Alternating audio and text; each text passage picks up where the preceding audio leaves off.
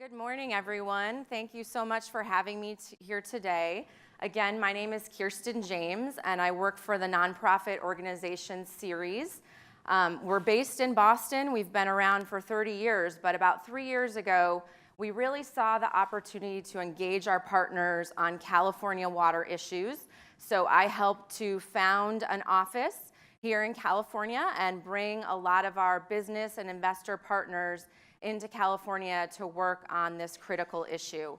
So Ceres, our theory of change is that we can really engage and mobilize capital market players like companies, many Fortune 500 companies, investors like BlackRock, representing 13 trillion in assets under management. And if we use these levers, we can really create serious change in the areas of climate change and water scarcity, because these capital market players really are starting to understand the risks associated with sustainability challenges, but then they also see the opportunities. And so that is Ceres' theory of change. So I would contend that no business can survive or thrive without a sustainable, clean supply of water. So let's think about that a little bit using examples of some of Ceres' partners. So when you got up this morning, perhaps you had a bowl of Cheerios. Well, General Mills, they need that water, stable supply of water to grow their grains, to manufacture their products. Perhaps you checked your social media this morning. Well, tech giants like Facebook and Microsoft, they need water to cool their data centers. And as you got dressed and put on perhaps a shirt from Gap Inc., well, they need the water resources to grow their cotton and to manufacture their products. And then perhaps today at the end of the session, you might have a bottle of beer from Sierra Nevada Brewing Company. Well, they needed obviously water to manufacture that bottle of beer. So that just is very demonstrative of how integrated water resources are throughout businesses and throughout capital markets. So as we've already identified earlier in today's discussion, the global water crisis really is one of the biggest threats facing the planet over the next decade, and that was highlighted and called out by the World Economic Forum recently, actually.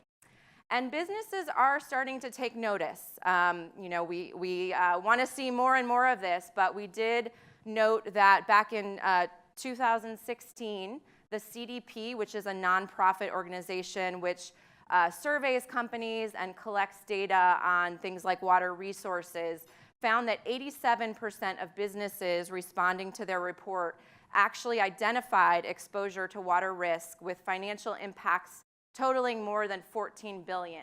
And keep in mind, this is just the tip of the iceberg.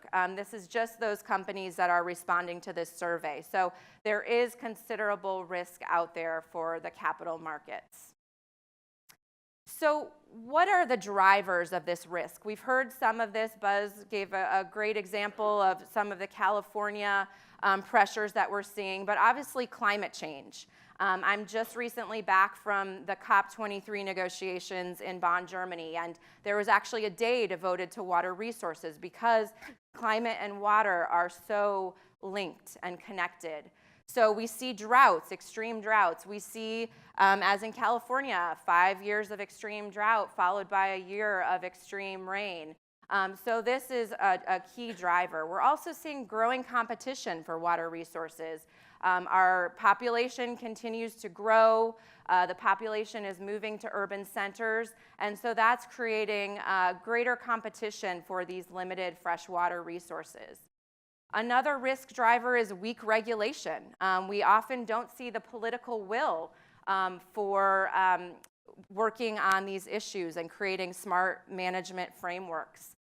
Just here in California, it's pretty incredible to think that our first real groundwater management law wasn't passed until 2014. That's pretty unbelievable. So, we're seeing it in California, we're seeing it globally, and it's driving that risk. We're also seeing failing infrastructure. If you tally up the needs for what is needed for water infrastructure globally in the US and California, it's staggering. We will see 2 water-related bonds on the California ballots this year, but is that really enough? We have a severe infrastructure problem throughout the globe. And then we're also seeing water pollution and driving risks. Many of the same agricultural supply chain folks, they're having to deal with fertilizer and pesticides, and this is causing pollution of many of our water resources. So those risks are then heading right into the financial risks that businesses and capital market players are really starting to take note of. And I'll just mention as a side note, on Tuesday, Ceres will be releasing an investor toolkit that will allow investors to really understand their portfolios and the risks associated with the companies that they're investing in. So all of this is really playing out in the headlines. If you picked up your tablet or your newspaper during the drought, pretty much every day you saw headlines that really hit home the point of the freshwater risks that we're facing, whether it's drought, whether it's excess. Just in fact, yesterday I was reading a headline in the San Francisco Chronicle. Campbell's Soup, which is headquartered in California, reported in their quarterly earnings report that things were looking downward, and they attributed one of the main reasons was because the carrot supplies in California, the prices were going up, and they attributed a lot of that to the weather extremes here in California. So this is really playing out for us in the headlines. All right, so we've talked about the problem, but what about the solutions? What can be done, and how can the corporate world really engage in this? So a couple of our partners, just to give a few examples here, Driscoll Berries and Coca-Cola, they're really driving forward sort of that next generation of water stewardship.